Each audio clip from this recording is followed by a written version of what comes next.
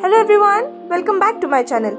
मैं हूँ लाइलैक, या फिर जैसा मेरा चैनल नेम कहता है, Lilac in her hair. This is the third video या फिर day 5 and 6 of my Diwali vlog series. अभी सुबह के 7:30 बज रहे हैं और मैं और मेरी बिल्लियाँ ये सुबह सुबह की गुनगुनी धूप सेकने इस स्पॉट पे आ गए हैं। अब ये रही मेरी मेहंदी, जो इतनी अच्छी भी नहीं रची for of course obvious reasons. कोई आपसे प्यार क्यों करेगा? हाय अंदर अंदर से टूटा। फिर मैं और मेरी पूरी फैमिली टीवी पर मेरी प्रीवियस व्लॉग्स देखने लगे। If you haven't seen the first 2 vlogs then do check it out, you'll find some really good recipes there. I have given the link in the description below, so please check them out as well. फिर आज breakfast में हमने उत्तपम बनाने का सोचा और उसके लिए मम्मी ने मुझे अपने ही गार्डन से मिर्चियाँ तोड़ने भेज दिया।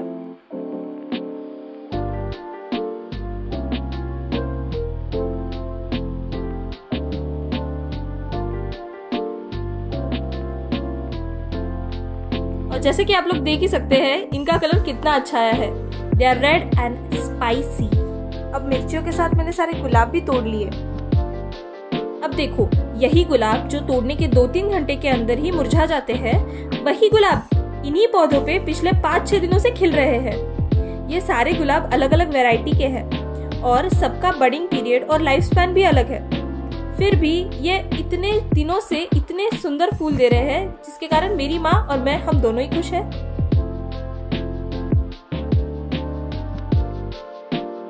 टोटल 6 गुलाब के फूल और इतनी सारी मिर्चियाँ। फिर लंच खत्म करके मैं और मम्मी शाम को रंगोली बनाने चले गए और फिर मैं भाई के साथ बाहर चली गई। अब आप लोग पूछेंगे क्यों? तो क्यों गई, ये क्या बात है भाई? जाऊंगी मैं।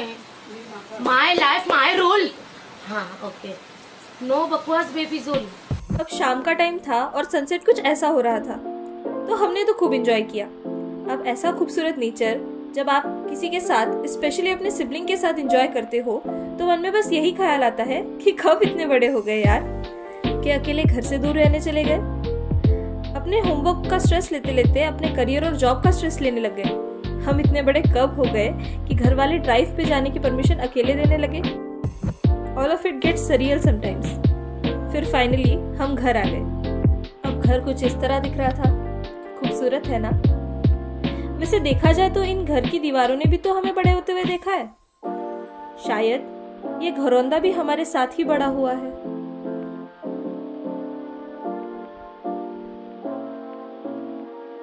फिर मैंने डिनर में मेरे पापा का फेवरेट रगड़ा पैटिस बनाया था।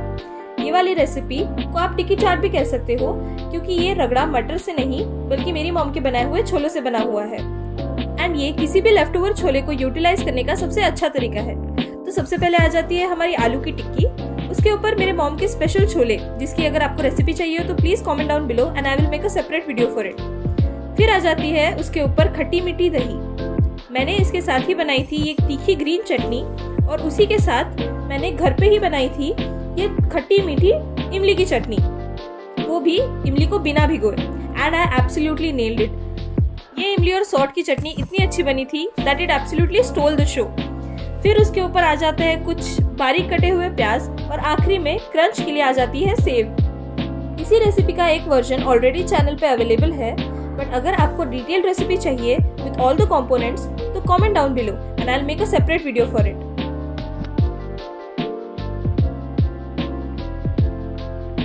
फिर डिनर करके हम लोग छत पे पटाखे फोड़ने चले गए and we went to a early sleep, क्योंकि कल का दिन बहुत हेक्टिक होने वाला है।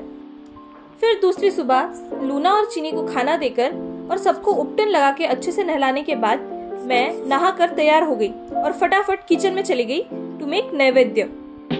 अब just like every Marathi family, हमारे घर पे भी लक्ष्मी पूजन के दिन सुबह का भोग या नैवेद्य हैज टू बी पुरन की थाली या फिर पुरनाचा स्वयंपाक।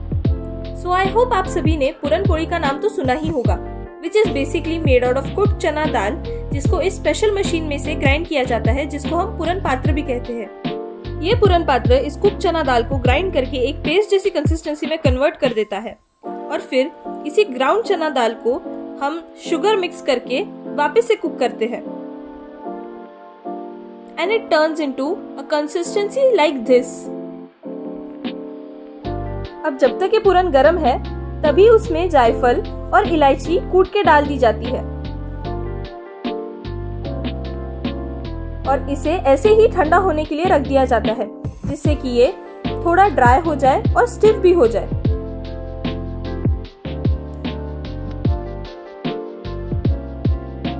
एंड इवेंचुअली ये पूरन फिल करने में भी इजी होता है। और यहाँ पे आप मेरी मम्मी को पूरन पोड़ी बेलते हुए देख सकते हैं। अब पूरन पोड़ी बनाते वक्त कुछ चीजों का ध्यान रखना बहुत जरूरी होता है। सबसे पहले आपका आटा उसी कंसिस्टेंसी का होना चाहिए जिस कंसिस्टेंसी का पूरन है, तभी पूरन फट के पोड़ी से बाहर नहीं आएगा। दूसरा, पूरन पोड़ी के आटे में नमक डेफिनेटली होना चाहिए ताकि पूरन पोड़ी का स्वाद और निखर के आए और वो और ज्यादा इंडल्जेंट बने। एंड लास्टली, पोड़ी को तवे पे सेकते वक्त उसके ऊपर कोई घी या तेल ना लगाएं। वैसे तो पूरन पोड़ी कम्प्लीटली घी में ही बनती है, पर अगर आप उस पे सेकते वक्त घी लगाएंगे तो वो कड़क बन जाएगी, विच इज नॉट गुड। जैसे कि आप देख सकते हैं, मेरी माँ बहुत हल्के हाथों से पूरन पोड़ी बेल रही है, जिसके कारण ना पूरन फट के बाहर आ रहा है ना रोटी टूट रही है।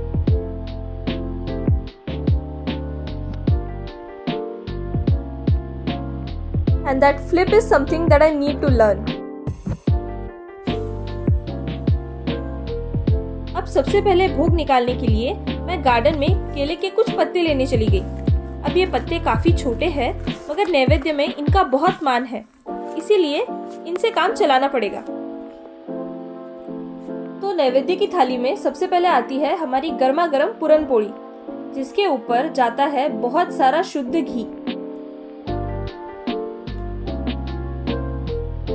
फिर बारी आती है आमटी की, जो बनती है पूरन बनाते वक्त कुक्ड चना दाल के पानी से या स्टॉक से।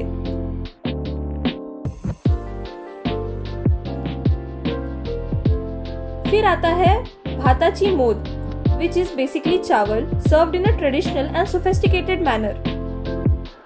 Then there is कड़ी, जो बनती है बेसन, छाछ, कोकोनट, एरोमेटिक्स और कुछ स्पाइसेस के साथ। फिर आती है नांगलीचा पापड़ या फिर लाल जवार का पापड़ और कांदा भजी। और ये सब सिर्फ पूरन पोड़ी के साथ नहीं, पर तिपोड़ी के साथ या फिर चपाती के साथ भी खाया जाता है। अब इस थाली में दूध भी परोसा जाता है, जिसके साथ पूरन पोड़ी खाई जाती है, जो मैंने अलग से रखा था। फिर आता है इस भात पे varan. Varan is a Marathi version of dal, जो बनती है सिर्फ तूर दाल को हल्दी, नमक और हींग के साथ कुक करने से, और इसके ऊपर जाता है गर्मा गर्म तूप या घी।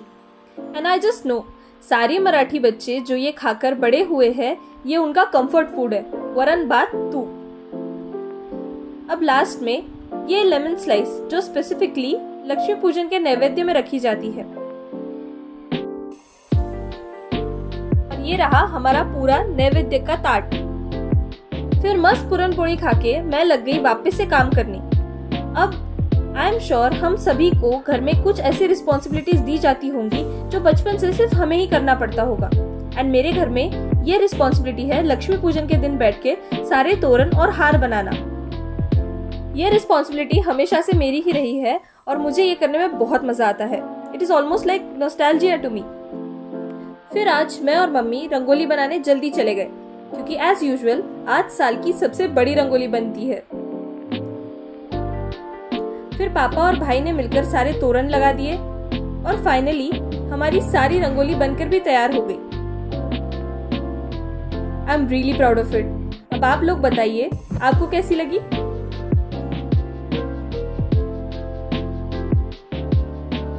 फिर एक एक करके मैंने सारे दिए लगाए, पहले सीढ़ियों पे, फिर सारे दरवाजों के सामने, और देखते ही देखते हमने पूरा घर दियों से सजा दिया।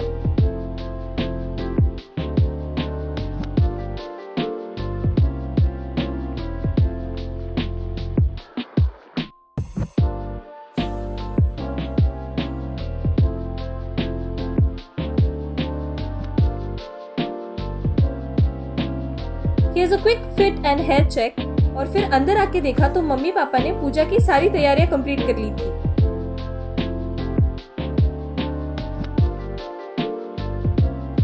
आपको ये छोटे छोटे व्हाइट मटके दिख रहे हैं? इनमें 5 प्रकार के धान्य होते हैं और आज के दिन झाड़ू से लेकर दियों तक, डायरी से लेकर पेन तक लक्ष्मी माता के हर रूप की पूजा होती है। सुबह पूरन का भोग लगने के बाद शाम को दिवाली के फरियाल का भोग लगता है और आरती के बाद सारी पूजा संपन्न होती है।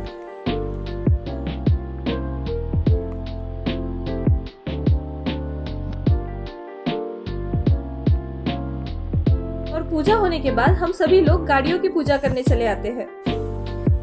And here's my parents completing their rituals. और ये सोच के थोड़ा सरियल फील होता है कि इतनी जनरेशन से जो रिचुअल्स पास ऑन होके हमारे पेरेंट्स तक आए हैं वो एक दिन हमारे पास आ जाएंगे, हमें पास ऑन हो जाएंगे। डेफिनेटली उन सारे रिचुअल्स का एस्पेक्ट वक्त के साथ मॉडिफाई हुआ है।